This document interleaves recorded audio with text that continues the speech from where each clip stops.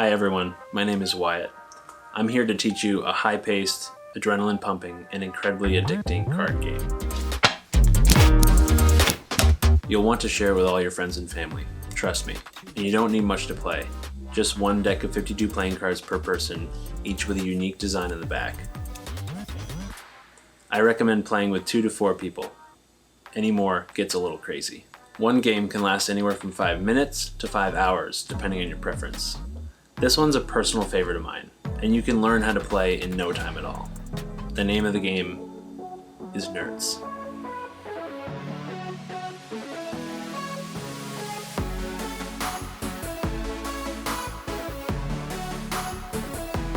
Shuffle your own deck thoroughly. Deal a pile of 7 cards to the side in a face-up stack. This is your Nerts pile. Then deal 4 cards face-up in a row in front of yourself with enough room for columns of alternating color in descending order. For example, red jack, black 10, red 9, black 8.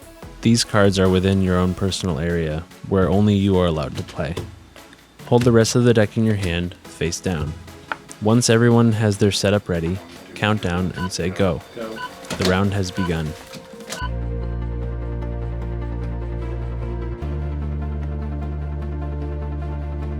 As soon as the game is underway, you may start quickly flipping 3 cards at a time from your hand face up into the flip pile in front of you, with access only to the visible card on top. There are no turns, everyone plays simultaneously. When the deck in your hand runs out, simply pick up your flip pile and start over. If there are only 1 or 2 cards left in your hand, flip those instead of the normal 3. Repeat this cycle as many times as you wish. When aces appear, they can be placed in the middle of the table in an organized fashion, then are built up by suit, similar to solitaire. For example, ace, 2, 3, 4, 5, and so on. Everyone can add to these stacks.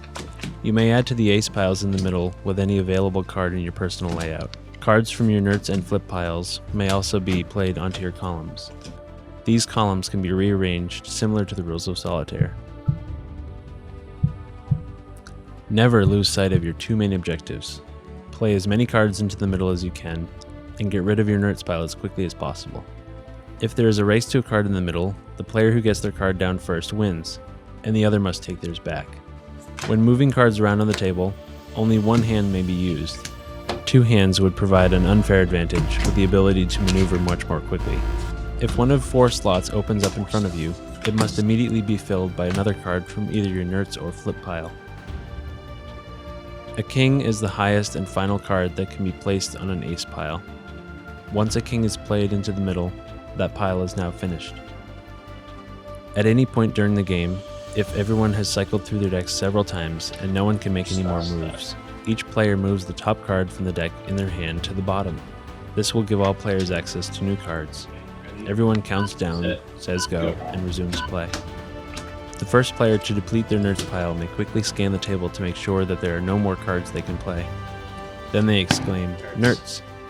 If someone else already has a card in motion, as Nerts is said, the card may continue to its destination, and the round is immediately over.